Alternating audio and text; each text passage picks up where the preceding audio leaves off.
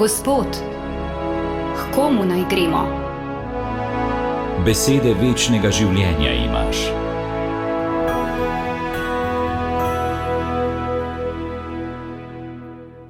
Drage poslušalke, dragi poslušalci Radia Ognišče, sestre in bratje v Kristusu.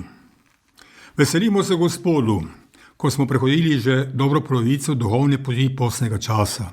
Saj je danes že 5. postna ali tiha nedelja in je blizu velika noč in z njo duhovno, izredno bogato duhovno dogajanje velikega tedna, ki je letos obogateno s sinodalnim dogajanjem in z izrednimi duhovnimi spodbudami svetega ali jubilejnega leta 2025.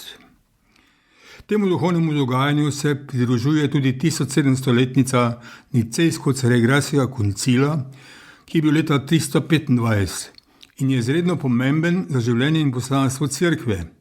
Saj so na tem koncilu zbrani škofje in pastirji takratne cerkve v moči svetega duha, na podlagi svetega pisma in učenja teologov oblikovali tako imenovano Nicejsko-Ceregrajsko veroizpoved, ki jo še danes molimo in izpovedujemo pri vsaki slovesni sveti maši. To pravilo in za vse obvezujoča vsebina naše vere je zelo pomembna, ko je v zgodovini in tudi danes vedno prisotna nevarnost napačne razlage verskih resnic z vsemi negativnimi posledicami. Pa še nekaj je zanimivo. Vemo, da imamo kristjani 2 koledarja, po katerem urejamo datume krščanskih praznikov in svetniških godov. Starejši julijanski, imenovan po Juliju Cezarju, in mlajši gregorijanski, po papežu Gregorju 13., ki je leta 1582 s sodelavci prenovil obstoječi koledar in se po njem imenuje gregorijanski. Razen tega je zanimivo še to, da se kozmične zakonitosti, po katerih se ravnajo naši koledarji, letos tako ujemajo, da datum velike noči za oba koledarja, julijanski in gregorijanski, pade na nedeljo 20. aprila. In bomo vsi kristjani, to se pravi mi katoličani, pravoslavni in evangeličani, obhajali velikonočno skrivnost na isti datum. Tega se prisrčno veselimo.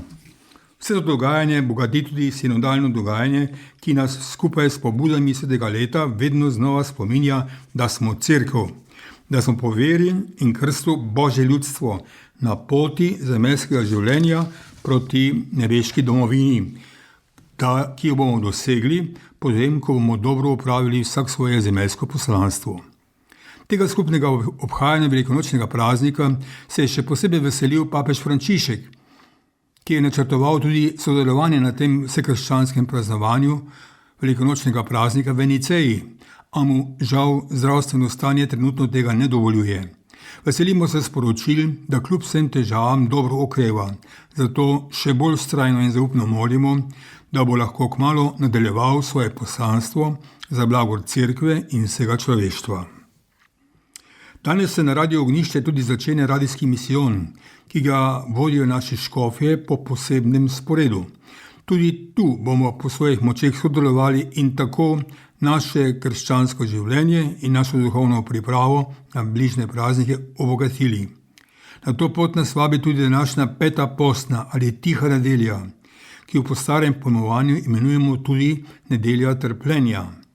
To poimenovanje navdihuje Božja beseda, ki jo beremo v teh dneh, ko poslušamo svetopisemska preroška besedila, ki nam predstavlja Jezusa Kristusa kot trpečega Božjega služabnika, ki je v delo odrešenja vključil tudi trpljenje in mu dal duhovni odrešenski pomen. Od Jezusovo vabilo, kdor pa hoče biti moj učenec, naj vzame vsak dan svoj križ in hodi za menoj.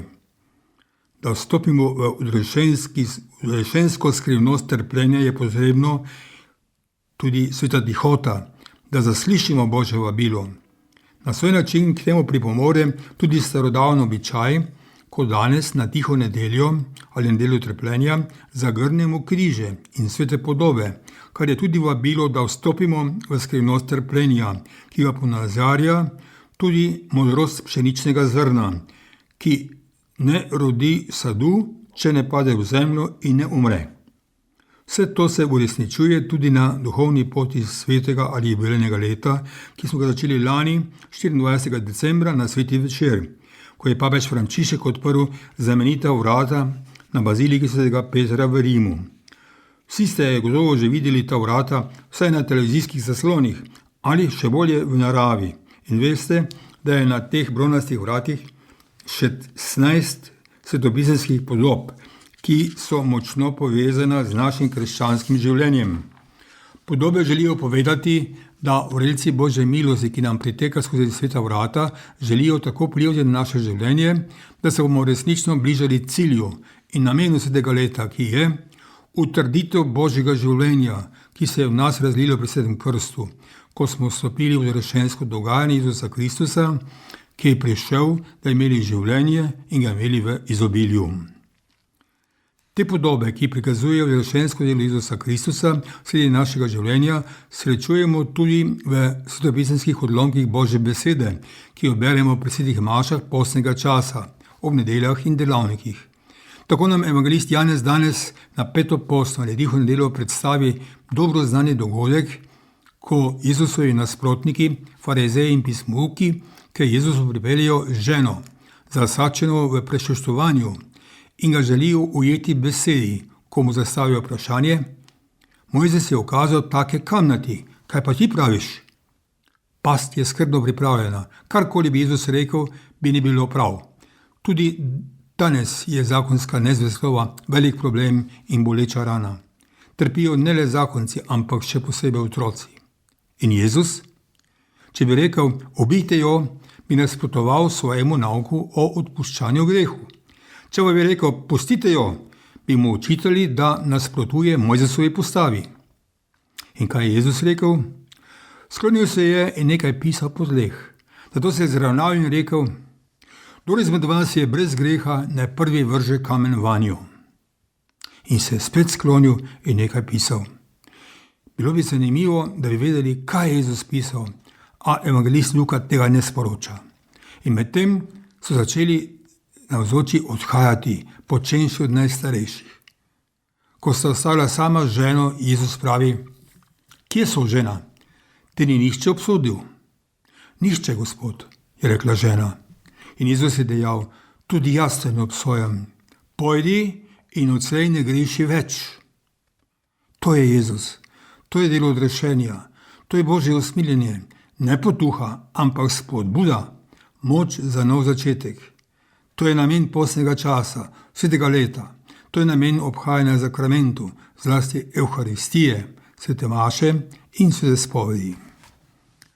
Sestre, bratje v Kristusu, čim bliže je velika noč, tem večja naj bo naša pripravljenost, da gremo Jezusu naproti, da na široko odpremo vrata našega srca Jezusu Kristusu, luči, ki prihaja. Naj se v našem življenju vse polnosti uresniči svetopisemska podoba, ki je upodobljena tudi na svetih vratih v Rimu, ko Jezus stoji pri vratih tvojega in mojega srca in pravi: Glej, stojim pri vratih in trkam. Če kdo sliši moj glas in vrata odpre, bom stopil k njemu in večerjal z njim in on z menoj. Prvi kristjani so radi molili: Pridi, Gospod Jezus, vsi te čakamo. Tudi mi, bratje in sestre, tako storimo, da bo Gospod z nami in mi z njim. Amen.